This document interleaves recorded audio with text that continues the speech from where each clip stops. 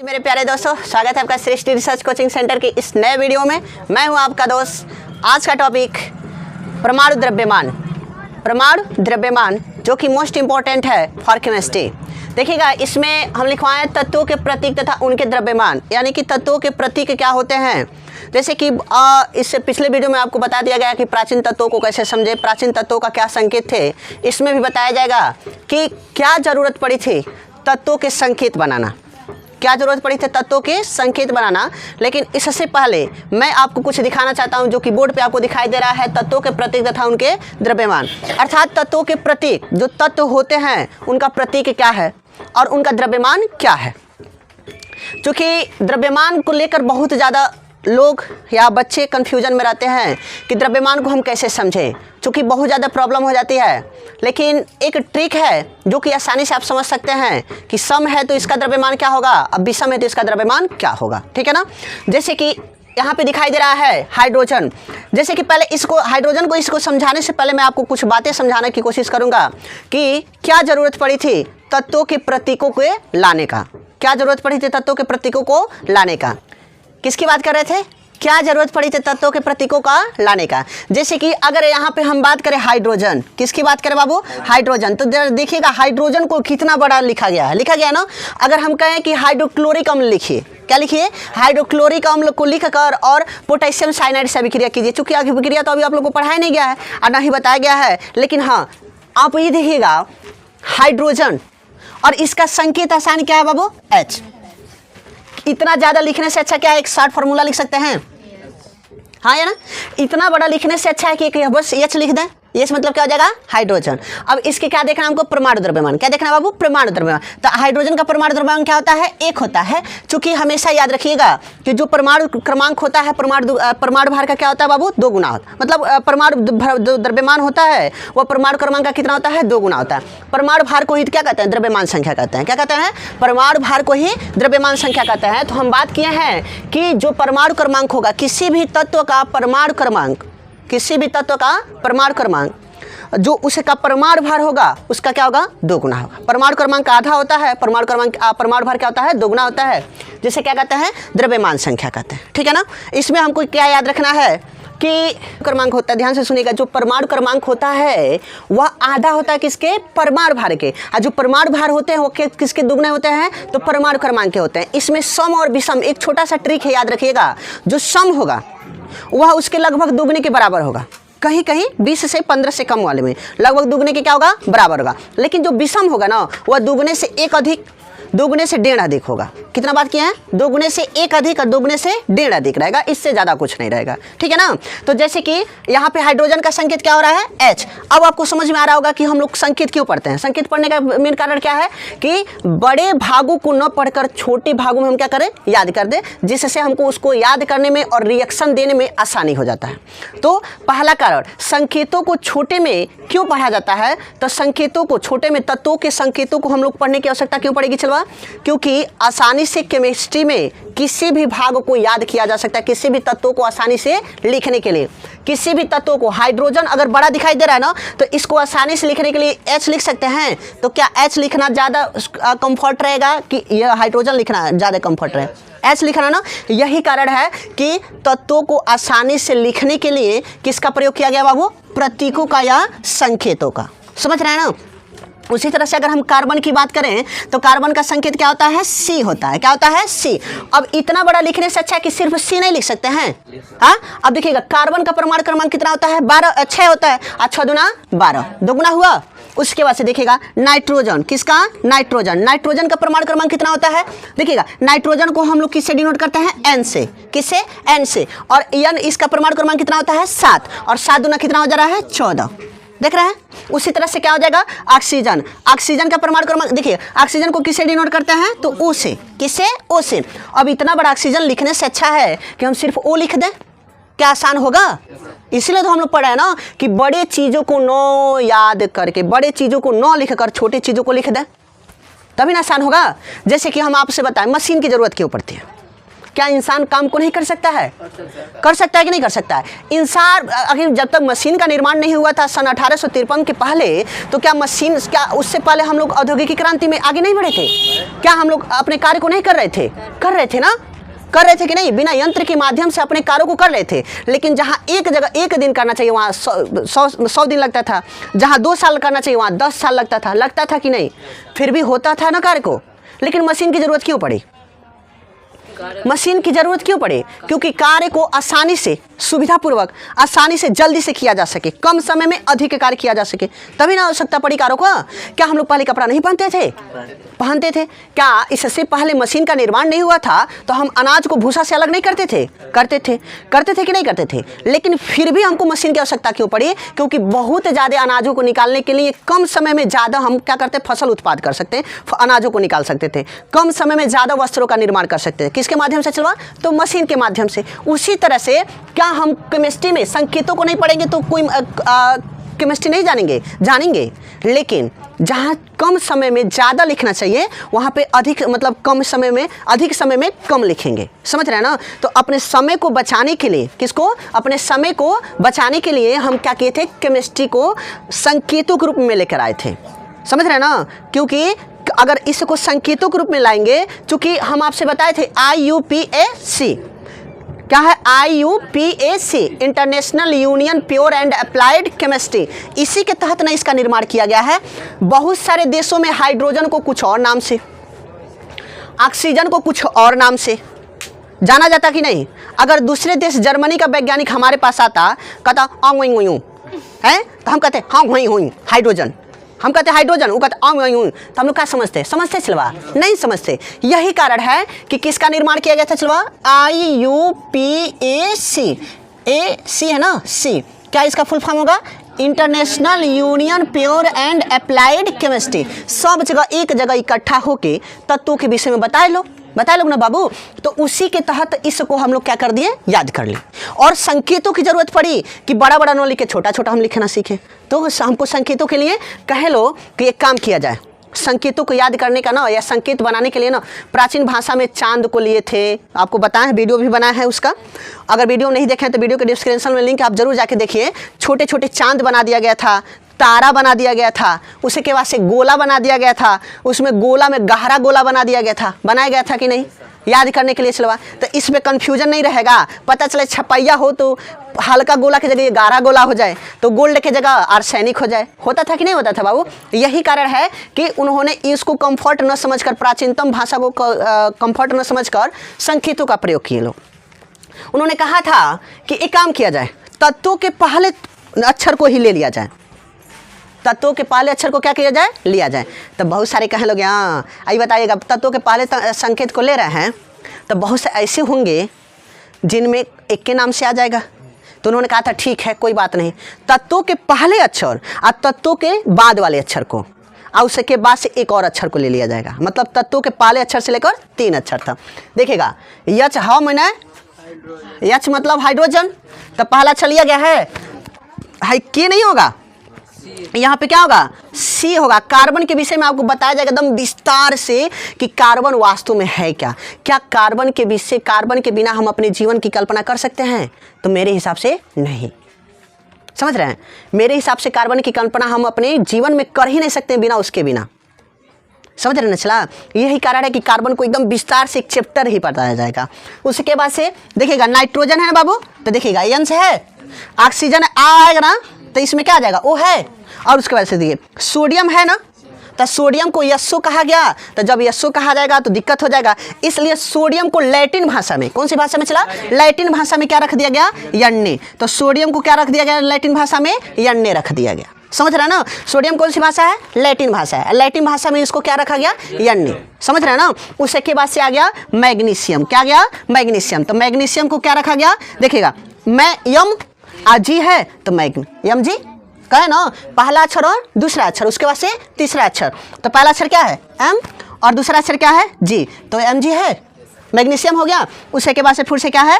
Aluminium. तो ए है, तो देखिए ए, और लास्ट में इसमें क्या? एल है, तो देखिए एल। तो एल्यूमिनियम हुआ, बोलिए क्या बात समझ रहे हैं। उसे के बाद से क्या आ गया, फास्फोरस। तो फास्फोरस में पहला पीएच होता है ना, तो सिर्फ क्या ले लिए हम लोग, पी को ले लिए, ठीक है ना। उसके बाद से क्या है, सल्फर। सल्फर में क्या है, एस हो जाएगा। उसके बाद से क्या है, क्लोरीन। तो क्लोरीन में क्या हो जाएगा, Cl।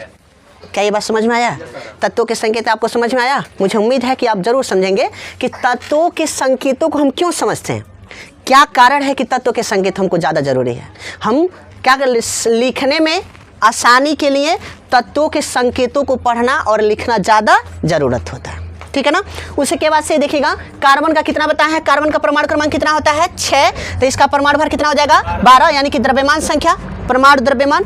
उसके बाद से नाइट्रोजन का कितना होता है, 7। इसका द्रव्यमान संख्या कितना हो जाएगा, 14। उसके बाद से सोडियम, सोडियम का देखिएगा, सोडियम से हम क्या है ना कि 1 अधिक या 1.5 अधिक या 2 अधिक, अधिकतम 2 अधिक होंगे। तो 11 दूना 22 विषम संख्या है, 11 दूनी 22 से 1 जोड़ेंगे तो कितना हो जाएगा, 23। उसके बाद से मैग्नीशियम, मैग्नीशियम देख रहे हैं, मैग्नीशियम का 12 होता है, अब 12 दूना 24, देख रहे हैं। उसी तरह से कितना हो जाएगा, एल्यूमिनियम, देख रहे हैं, एल्यूमिनियम का डायरेक्ट कितना लिखा है, 27। तो एल्यूमिनियम देखिएगा, सोडियम मैग्नीशियम एल्यूमिनियम, 13 दूना 26 और 26 से 1 27। विषम संख्या में 1 बढ़ रहा है ना, विषम संख्या में 1 बढ़ेगा या 1.5 बढ़ेगा, अधिकतम बढ़ सकता है तो 2 बढ़ेगा, रियर केस में 2 बढ़ेगा, नहीं तो बस इतना ही रहेगा, ठीक है ना बाबू। उसके बाद से क्या है, फास्फोरस, फास्फोरस 16 दूना 32, इसका 16 होता है और इसका कितना हो जाएगा, 32। उसके बाद से यहाँ पे एल्यूमिनियम का छोड़ा है क्या, एल्यूमिनियम का देख लीजिए, एल्यूमिनियम का कितना है, 15 है ना, तो 1 जोड़ेंगे कितना हो जाएगा, 31, 15 दूना 30 है 31, देखिए 31 आ रहा है। सॉरी देखिएगा, सोडियम का कितना है, 23। उसके बाद से मैग्नीशियम का 24, उसके बाद से एल्यूमिनियम का 27, उसके बाद से फास्फोरस का 31, ठीक है ना। उसके बाद से पुनः सल्फर का कितना हो जाएगा, 32 और क्लोरीन का कितना हो जाएगा, 35.5। बाबू यह बहुत ज़्यादा इंपॉर्टेंट है, समझ रहे हैं ना, यह बहुत ज़्यादा क्या बाबू इंपॉर्टेंट है, क्योंकि अगर हमको परमाणु संख्या याद रहेगा तो परमाणु भार निकालेंगे। परमाणु संख्या मतलब परमाणु क्रमांक और परमाणु भार मतलब द्रव्यमान संख्या, समझ रहे हैं। तो सबसे पहले इसका स्क्रीनशॉट लीजिए और प्लीज़ वीडियो समझ में आ रहा है तो वीडियो के डिस्क्रिप्शन में थम्स अप जरूर करें। हम लोग पढ़ने वाले हैं परमाणु का अस्तित्व, परमाणु का अस्तित्व। नेक्स्ट हेडिंग क्या है, परमाणु का अस्तित्व। लेकिन परमाणु के अस्तित्व बताने से पहले मैं आप लोग से कुछ कहना चाहता हूँ, यही कहना चाहता हूँ कि हौसला रख वो मंजर भी आएगा, प्यासे के पास चलकर आरो का पानी मत बनाइए, समंदर भी आएगा, समझ रहे हो ना। यूँ थक कर मत बैठे मुझसे, फिर देखना एक दिन तू सफल भी होगा और सफल होने का मज़ा भी आएगा। जैसे कि मैं आप लोग से कुछ कहना चाहता हूँ ये कि परमाणु का अस्तित्व क्या है। जैसे कि परमाणु जो होते हैं यह किस प्रकार के अस्तित्व में आए, किस प्रकार के अस्तित्व में आए। तो हाँ, अस्तित्व मतलब कह सकते हैं कि जो परमाणु होता है यह अस्तित्व मतलब हम लोग का एक अस्तित्व है, मानव का एक अस्तित्व है। मानव चलता है, खेलता है, कूदता है, सामान बनाता है, दौड़ता है, लड़ता है, झगड़ता है, ये हम लोग का क्या है, चलो अस्तित्व है, समझ रहे हो ना। इसी तरह से हम कह सकते हैं कि परमाणु का भी तो कोई ना कोई अस्तित्व होगा। परमाणु जो है चलवा, इसका कोई ना कोई क्या होगा, अस्तित्व होगा। अब अस्तित्व मतलब हम कंफ्यूजन में पड़ रहे हैं कि गुरुजी आप कहना क्या चाहते हैं, यही ना कि गुरुजी आप कहना क्या चाहते हैं, मतलब अस्तित्व मतलब क्या होता है। अस्तित्व मतलब होगा चलवा उसका रहना, उसका होना। अस्तित्व मतलब क्या समझेंगे, उसका रहना, उसका होना। जैसे कि हम कहें कि क्या तुम अस्तित्व में हो, तो बिल्कुल कह सकते हो कि जी सर हम अस्तित्व में हैं। अस्तित्व में है तभी ना आप हमको अनुभव कर रहे हैं, हमको देख पा रहे हैं, हमको सुन पा रहे हैं। क्या हम अस्तित्व में नहीं रहते तो हमको देख पाते आप लोग, नहीं देख पाते। क्या भगवान का अस्तित्व है, तो कह सकते हो जी सर भगवान का अस्तित्व है, क्योंकि हम उनको अनुभव करते हैं। देख तो नहीं पाते हैं लेकिन क्या करते हैं, अनुभव करते हैं। लेकिन कई लोग आके पूछते हैं कि गुरुजी भगवान होते हैं, तो हम कहते हैं बिल्कुल होते हैं। भगवान तो कहेंगे हमको दिखाइए। तो क्या हम लोग ऑक्सीजन को देख सकते हैं, नहीं देख सकते हैं, फिर भी हम लोग अनुभव करते हैं ना कि उसके माध्यम से जीते हैं। उसी तरह से भगवान होता है। और भगवान जो होता है ना चलवा, यह हमेशा लोगों को जो सत्य राह पे लेके चलता है ना, वही भगवान है। भगवान जो देवी देवता मूर्ति में बसे हैं वो भगवान नहीं, बल्कि तुम्हारे अंदर जो सच्चाई छुपी हुई है ना बाबू, वही तुम्हारा भगवान है। कोई भी गलत काम करो ना तो तुम्हारा जरूर मन कहेगा कि ये गलत कर रहे हो, नहीं करना चाहिए, कहेगा कि नहीं कहेगा, चला यही तुम्हारा भगवान है। भगवान अलग से नहीं आया है। ये तो कहते हो कि गुरुजी तो भगवान नहीं है तो मनुष्य का निर्माण कैसे होता है, तो ये प्रजनन है। चलवा सॉरी फॉर डिस्टर्बिंग, हमको बताना है परमाणु का अस्तित्व। क्या बताना बाबू, परमाणु का अस्तित्व। अस्तित्व का मतलब होता है चलवा क्या, रहना, अस्तित्व मतलब रहना, वो है कि नहीं है। क्या बाबू हम लोग परमाणु को देख सकते हैं? नहीं देख सकते, अपने नग्न आंखों से परमाणु को नहीं देख सकते हैं, लेकिन क्या अनुभव कर सकते हैं कि नहीं कर सकते हैं? कर सकते हैं ना चलवा। देखना, जो परमाणु का अस्तित्व है ना चलवा, ये दो प्रकार से होता है। परमाणु का अस्तित्व कितने प्रकार से होगा चलवा? दो प्रकार से। एक होगा अणु के रूप में। किसके रूप में चलवा? अणु के रूप में। अणु के रूप में जो परमाणु का अस्तित्व किसके रूप में होगा चलवा? एक अणु के रूप में। एक होगा चलवा आयन के रूप में। किसके रूप में? आयन के रूप में। अब आप कंफ्यूजन में पड़ेंगे कि आयन क्या होता है, आयन क्या होता है। आयन बता रहे हैं, जैसे कि हम बताएं, एक है अणु के रूप में, एक है आयन के रूप में। किसके रूप में बाबू? आयन के रूप में। आयन के रूप में। जैसे कि हम अणु की बात करें तो परमाणुओं के संयोग को क्या कहते हैं चलवा? अणु कहते हैं। अर्थात जब एक या एक से अधिक परमाणु परस्पर मिल जाएंगे तो किसका निर्माण हो जाएगा? अणु का निर्माण हो जाएगा। जैसे कि अगर हम बात करें तो H2 क्या है बाबू? हाइड्रोजन के कितने अणु हैं? 2 अणु हैं। उसी तरह से O2 करें तो हाइड्रोजन के कितने अणु हैं? 2 अणु हैं। यहाँ पर Na करें तो हाइड्रोजन सोडियम के कितने अणु हैं चलवा? यहाँ पे सोडियम के 1 अणु हैं और यहाँ पे ऑक्सीजन के 2 अणु हैं। यहाँ पे 2 परमाणु है, सॉरी, यहाँ पे सोडियम के 1 परमाणु है और ऑक्सीजन के 2 परमाणु हैं और हाइड्रोजन के 2 परमाणु हैं। समझ रहे हैं ना? ये क्या है?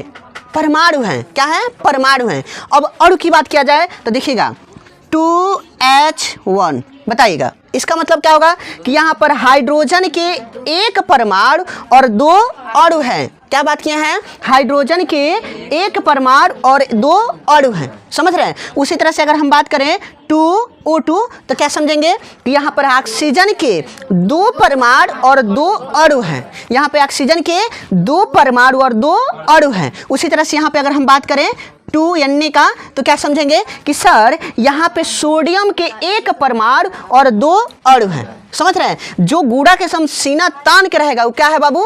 अणु है। जो तान के रहेगा वो अणु है और जो लटका रहेगा वो परमाणु है। जो लटका रहेगा वो परमाणु है। लेकिन आयन के रूप में बहुत दिक्कत हो गया कि गुरुजी हमको फंसा रहे हैं आप। हम तो जान रहे थे परमाणु का निर्माण बस अणुओं से हुआ है, यही ना, लेकिन आयन आप झूठ झूठ बता रहे हैं हमको, यही ना। तो आयन मतलब कह सकते हैं चलवा Na पे प्लस देखे हो, है ये ससुरा आयन है। क्या है? है ये आयन है। Cl देखे हो चलवा, Cl पर माइनस। अब कैसे होता है प्लस, कैसे होता है माइनस, आपको हम पढ़ा चुके हैं, लेकिन फिर से वीडियो में पढ़ाएंगे तो जरूर बताएंगे कि Na पे प्लस कैसे होता है और Cl पर माइनस कैसे होता है। ठीक है ना? या किस पे निर्भर करता है? तो किस पर निर्भर करता है? तत्वों की संयोजकता पर। किस पर निर्भर करता है? तत्वों की संयोजकता पर। नेक्स्ट वीडियो तत्वों की संयोजकता नहीं, 2 वीडियो बाद तत्वों की संयोजकता आएगी, क्योंकि अभी परमाणु अणु के विषय में बताना। लेकिन हम क्या बता रहे थे? हाई किसके रूप में चलवा? प्लस के रूप में। तो ये क्या कह सकते हैं? Plus ion. कौन आयन? Plus ion. हाई किसके रूप में चलवा? माइनस। फिर क्या कह सकते हैं? Minus ion. तो हाई दोनों मिलके ये बताओ चलवा, क्या हम सोडियम आयन को देख सकते हैं? सोडियम आयन को हम देख सकते हैं आंखने आंखों से? खाली सोडियम को देख सकते हैं, न कि सोडियम के आयन को। नहीं देख सकते हैं बाबू, नहीं देख सकते हैं। लेकिन क्या क्लोरीन के आयन को हम अपने आंखों से देख सकते हैं? बिल्कुल नहीं देख सकते, नहीं देख सकते हैं ना। लेकिन अगर ये दोनों को मिला दिया जाए तो किसका निर्माण हो जाएगा? चलो प्लस माइनस मिलेगा तो किसका निर्माण हो जाएगा? NaCl। क्या हम NaCl को देख सकते हैं? कहाँ? नमक। Very good. कौन सा नमक चलवा? नमक में। साधारण नमक में हम क्या, हम नमक को नहीं देख सकते हैं? हाँ, लेकिन किसके रूप में नहीं देख सकते हैं चला? अगर ये अपने आयनों के रूप में रह रहा है तो क्या हम इसको देख सकते हैं? बिल्कुल नहीं देख सकते हैं। लेकिन अगर यही परस्पर संयुक्त होकर एक क्या यौगिक का निर्माण कर दे रहा है तो आसानी से हम देख सकते हैं बाबू। तो क्या देख लेंगे? NaCl। आए समझ में? क्या अगर हम बात करें बाबू H2O देखे हो ना, तो जल को हम देख सकते हैं ना। लेकिन इसका निर्माण कैसे होता होगा? इसका निर्माण के लिए आप लोगों को पढ़ाया गया है कि हाइड्रोजन का कितना होता है? 1 और ऑक्सीजन का कितना होता है? -2। यस या नो? तो क्रॉस मल्टीप्लिकेशन कर्ण वाला जो कि सूत्र का निगमन है आपको पढ़ाया जाएगा, विस्तार से बताया जाएगा। अगर आप नहीं जानते हैं तो लिख के ले लीजिए। इस संसार में अगर एक बार इस वीडियो को देख लेंगे तो मुझे नहीं लग रहा है कि आपको भूलने की चांस कभी मिलेगी। तो जैसे कि इसको कहते हैं विकर्ण गुणा। कौन सा गुणा चलवा? विकर्ण गुणा। हेकर गुणा हेमन और हेकर गुणा हेमन। तो इसका इसमें गुणा करेंगे तो क्या हो जाएगा? H2। और इसका इसमें गुणा करेंगे तो O। H2O का निर्माण हो रहा है ना, माइनस को नहीं दिखाया जाता। माइनस को नहीं दिखाया जाता, सिर्फ प्लस वाले हिस्से को भी किसी को इसमें आयन के रूप में होता है। तो देखिएगा हम जानते हैं हाइड्रोजन पे क्या होता है, चला हाइड्रोजन पे ध्यान से सुनेगा, कभी यह धातु का काम करता है, कभी अधातु का। इसको हम क्या बताए थे, के बताए थे, क्या बताए थे, के बताए थे। हाइड्रोजन ससुरा कहीं हम धातु के साथ नहीं थे धात, और अधातु के साथ नहीं तो अधात, यही इसकी सबसे बड़ी खासियत है। नहीं दल बदलू, कौन आता है दल बदलू में, चलवा हाइड्रोजन। अक्रिय धातुओं के साथ जाएगा तो ये नहीं कहेगा कि अक्रिय धातु से, क्योंकि वो तो पहले ही से किए बने से ये दिखाता हम कि ये तारे संगवानी तो तारे में, अगर संगवानी तो ओकरे में, कौन चलवा हाइड्रोजन। बहुत बड़ा कमीना है, कभी कभी कंफ्यूजन में करेगा तुम लोग को। काहे से देखोगे कि गुरुजी अभी को अब बता रहे थे हाइड्रोजन अधातु है, अब फिर से बता रहे धातु है, तो जौने संगे जाई ओकर संगे प्रवृत्ति गिरगिट देखे, चलो गिरगिट वो जौने रंग में रहेगा उसी रंग में ढल जाता है ना, उसी तरह से ये हाइड्रोजन, ये जौने रंग में रहेंगे चलो ये उसी रंग में। इसकी सबसे बड़ी खासियत पता है, ये ऐसा एक चलवा तत्व है, ये ऐसा है ना कि इसमें एक चीज नहीं पाया जाता, तुम लोग कंफ्यूजन में पड़ जाओगे। जानते हो क्या, नाना। नाना मतलब न्यूट्रॉन, नाना मतलब न्यूट्रॉन। ये बिना न्यूट्रॉन ही नहीं चलवा। इसकी सबसे बड़ी खासियत क्या है हाइड्रोजन की, कि ये न्यूट्रॉन ही नहीं, इसमें न्यूट्रॉन में नहीं पाया जाता है। किसमें नहीं पाया जाता चलवा, किसमें नहीं पाया जाता है, हाइड्रोजन में। यह न्यूट्रॉनहीन है, इसमें बस इतना कह सकते हैं इलेक्ट्रॉनों की संख्या प्लस द्रव्यमानों इलेक्ट्रॉनों की संख्या प्रोटॉनों की संख्या आपस में बराबर हैं, न्यूट्रॉन इसमें पाया नहीं जाता है। तो यह तो सोचने वाली बात है चलवा। तुम लोग सोच कर देखो कि ससुराई कैसा व्यक्ति है जिसके में न्यूट्रॉन में नहीं है। सोचने वाली बात है चलो, बहुत इंपॉर्टेंट है। सोचने वाली इसलिए है क्योंकि क्या इसकी खासियत है हम तुमसे बताएं चलवा। यह ऐसा फ्यूल का निर्माण कर सकता है जिसका देखा जाना चलवा तो 1 ग्राम में 150 किलो मतलब कैलोरी ऊर्जा उत्पन्न करता है। यह कह सकते हैं चलवा ईंधन के लिए सबसे परफेक्ट यही है, समझ रहे चलवा। अर्थात अगर हम 1 ग्राम हाइड्रोजन को जला रहे हैं, 1 ग्राम हाइड्रोजन को, तो 150 किलो कैलोरी ऊर्जा निकालेगा। और इतना ज़्यादा होता ना चलवा कि एक रॉकेट को भी उड़ा सकते हो आसानी से, समझे। या इसके पास प्रचुर मात्रा में क्या पाया जाता है चलवा, प्रचुर मात्रा में ईंधनता पाई जाती है। कह सकते हैं कि इसमें जलने की प्रवृत्ति बहुत ज़्यादा पाई जाती है। यही एक ऐसा तत्व है जिसको जलाने पर सबसे ज़्यादा ऊर्जा निकलता है। यही कारण है कि पूरा विश्व किस पे लगा हुआ है चलवा, हाइड्रोजन फ्यूल पे लगा हुआ है। भारत भी बहुत ज़्यादा भारत में जो गुजरात शहर है चलवा, उसमें वहाँ का जापान का प्रधानमंत्री जस्ट अभी आए थे, कितना दिन हुआ, उन्होंने भारत में हाइड्रोजन फ्यूल से बनने वाली गाड़ियों का निर्माण मतलब उद्घाटन करवाया है। लगभग 500 मिलियन, समझ रहे हो चलवा, 500 मिलियन जापानी मुद्रा एन है ना, जापानी मुद्रा एन को इन्वेस्टमेंट करने की बात किया गया है। डॉलर को नहीं, किसको बाबू, एन को, समझ रहे हो चलवा। रेन मिनबी कहाँ का है, रेन मिनबी। चलिए नेक्स्ट वीडियो मुद्रा से रिलेटेड बनाएंगे, वो मजा आएगा। तो क्या बता रहे थे चलवा, यह कितने ग्राम कितने कैलोरी ऊर्जा देता है, तो 150 किलो कैलोरी ऊर्जा देता है। कितने ग्राम जलाने में, 1 ग्राम। एक ग्राम हाइड्रोजन फ्यूल को जलाएंगे तो 150 कैलोरी ऊर्जा देगा, जो कि बहुत ज़्यादा होता है, समझ रहे हैं ना, बहुत ज़्यादा होता है। यही कारण है कि हाइड्रोजन बदलता है हीलियम में, और हीलियम बदलता है तो सूर्य में ऊर्जा का सबसे बड़ा स्रोत क्या है, हाइड्रोजन है, समझ रहे हैं ना। सूर्य में हाइड्रोजन ऊर्जा का सबसे बड़ा स्रोत क्या है चलवा, हाइड्रोजन है। क्या हाइड्रोजन खत्म होगा, तो यह खत्म होगा चलवा, लेकिन बहुत सालों बाद, क्योंकि इसकी एनर्जी बरकरार बनी रहती है। तुम देखो 1 ग्राम जल रहा है तो 150 कैलोरी निकल रहा है। पेट्रोल जलाते हो ना चलवा, तो 50 पेट्रोल जलाते हो ना, पेट्रोल जलाते हो तो मात्र उसमें 50 कैलोरी निकलता है। 1 ग्राम पेट्रोल जलाओगे ना चलवा तो उसमें 50 कैलोरी ऊर्जा निकलेगा। सोचो 100 गुना है, 150 गुना कह सकते हैं, कि 100 गुना 100 गुना कह सकते हैं। हाँ 100 गुना नहीं हो रहा है, 3 गुना, 5 3 15 3 गुना हो रहा है चला। तो 3 गुना एनर्जी के क्षेत्र में लेके जा रहा है, जो कि बहुत ज़्यादा हो रहा है समझे बाबू।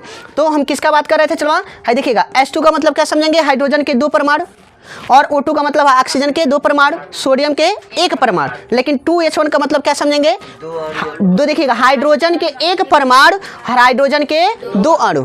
यहाँ पर 2O2 का मतलब क्या समझेंगे कि हाइड्रोजन के 2, ऑक्सीजन के 2 परमाणु और ऑक्सीजन के 1 अणु, 2 अणु। उसके बाद से सोडियम के 1 परमाणु और सोडियम के 2 अणु। उसके बाद ये किसके रूप में रह रहा है चलो भाई, अणु के रूप में। तो अणु के रूप में हम समझ गए ना कि अणु के रूप में रहेगा तो कैसे रहेगा। और दूसरा क्या हमको समझना था चलो आयन के रूप में। तो आयन के रूप में रहेगा तो क्या रहेगा, अपने अपने आयनों के रूप में रहेगा। अगर इस पर प्लस है तो प्लस रहेगा, माइनस है तो माइनस रहेगा। लेकिन आप हमसे क्वेश्चन नहीं पूछे हैं कि सर Na पे प्लस कहाँ से आ रहा है और Cl पे माइनस कहाँ से आ जा रहा है। चूँकि हम बताएं कि बाद में बताएंगे, लेकिन मैं कोशिश कर रहा हूँ कि अभी आपको समझा दूँ। यहाँ पे देखिएगा ए लुलिया,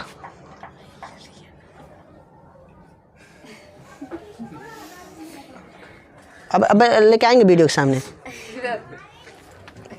देख चलवा Na है ना चलवा, इसका देखा जाए सोडियम का परमाणु क्रमांक कितना होता है चलवा। तो सोडियम का परमाणु क्रमांक 11 होता है। यहीं पे हम एडजस्ट कर दे रहे हैं, ठीक है ना बाबू। तो जब सोडियम का परमाणु क्रमांक 11 होता है तो अगर इसको तोड़ें तो 11 को तोड़ेंगे तो 2, 8 और 1 में तोड़ेंगे। अब बताइए इस पर एक इलेक्ट्रॉन अधिक है कि नहीं है। अब कैसे होगा प्लीज़ नेक्स्ट वीडियो का इंतजार करें। मैं उसमें कोशिश करूंगा कि मैं आपको जरूर ये समझाऊं कि कैसे 2, 8 और 18, 32 में टूटेगा, ठीक है ना। लेकिन मैं यहाँ अभी समझा दे रहा हूँ फोकस करने के लिए कि इसको तोड़ेंगे तो 2, 8 और 1, यानी कि इस पे देखा जाए तो एक इलेक्ट्रॉन का अधिकता है ना। तो एक इलेक्ट्रॉन का अधिकता है तो Na पे क्या है, प्लस है। और क्लोरीन को लिया जाए तो क्लोरीन का परमाणु Cl होता है ना, तो इसका कितना होता है, 17 होता है। अगर हम 17 को तोड़ें तो 2, 8 और किस में तोड़ेंगे, 8 देखिएगा, 8, 2, 10, 17 में तोड़ेंगे। तो याद रखिएगा कि जिसके बाएं कोष्ठक में इलेक्ट्रॉनों की संख्या अगर 5 है तो 5 की जगह पर -3, 6 है तो 6 की जगह पर -2 और 7 है तो 7 की जगह पर कितना हो जाएगा, -1 और 8 है तो इसके जगह पर 0 हो जाएगा ना। तो ये बताइए कितना है, बाएं कोष्ठ में कितने इलेक्ट्रॉन है, 7 है ना। तो इस पर देखा जाए तो 8 होने के लिए कितने इलेक्ट्रॉन की कमी हो रही है, 1 इलेक्ट्रॉन की कमी हो रही है, अर्थात माइनस रख सकते हैं। तो देखिएगा इस पर 1 अधिक था तो प्लस था, और क्लोरीन पर 1 माइनस है तो क्या है, माइनस चढ़ गया। चढ़ा है कि नहीं चढ़ा, इसलिए Na पे प्लस और Cl पर माइनस होगा। इस वीडियो का इंतजार कीजिएगा, मैं कोशिश करूंगा कि एकदम विस्तार से, इतना विस्तार से पढ़ाऊंगा, एक बार देखने के बाद से आपको भूलने का तो चांस ही नहीं, एकदम मक्खन हो जाएगा। समझ रहे हैं ना बाबू। तो क्या आ जाएगा, Na पे प्लस किसके रूप में है बाबू, आयन के रूप में। जिस पर प्लस, किसी भी तत्व पर अगर प्लस चाहे माइनस देखिएगा तो क्या समझिएगा, वो अपने किसके रूप में है, आयन के रूप में। किसके रूप में है, आयन के रूप में। तो अब बताइएगा तो परमाणु कितने, मतलब कितने अस्तित्व किस प्रकार रहते हैं, परमाणु कैसे के रूप में कैसे रहते हैं। चलो हम कहिए कि हम घर में कैसे रहे नहीं, तो हम कह सकेंगे हाँ हम घर में कपड़ा निकाल के बंडी पर रहते ना चलवा। तो ये हमारा स्वभाव है ना। अच्छा गर्मी रहे चाहे ठंडा में खूब पहने रहते हैं, मोटा मोटा रजाई में घुसे रहते हैं, ये ना कहेंगे। तो ये मेरा गुण है ना, है कि नहीं रे चलवा। हम रहते हैं तो कैसे रहते हैं, हम अपनी बता रहे ना, उसी तरह से हम कहें कि चलो सब बताओ परमाणु कैसे रहला। तो परमाणु बताओगे गुरुजी, परमाणु दो तरीके से रहता है। कौन कौन, तो एक अणु के रूप में, एक आयन के रूप में। तो हम कहेंगे, आप कहेंगे कि तो बताओ सब, तब अणु को हम देख सकें जा, गुरुजी देख सकते हैं, गुरुजी हम देख सकते हैं, लेकिन क्या आयन को देख सकते हैं, बिल्कुल नहीं देख सकते। क्यों नहीं देख सकते हैं, क्योंकि यह अपने इलेक्ट्रॉनों के रूप में रहता है। किसके रूप में चलवा, इलेक्ट्रॉनों के रूप में, अर्थात प्लस है तो प्लस और माइनस है तो माइनस। चूंकि वह कक्षा में रहता है इसलिए हम देख नहीं सकते हैं, लेकिन अनुभव कर सकते हैं। अगर इन दोनों को एक साथ करके मिला दें तो एक यौगिक का निर्माण कर देता है, जिसे हम देख सकते हैं, छू सकते हैं, अनुभव कर सकते हैं। ठीक है ना। क्या आपको पूरा समझ में आ गया? दोस्तों अगर वीडियो पसंद आया तो प्लीज़ वीडियो को लाइक करें, चैनल पर नए तो चैनल को सब्सक्राइब कर दें, बेल आइकन को ऑल पे प्रेस कर दें और अपने दोस्तों के साथ शेयर करना ना भूलें। मिलता है नेक्स्ट वीडियो में, तब तक के लिए जय हिंद, वंदे मातरम।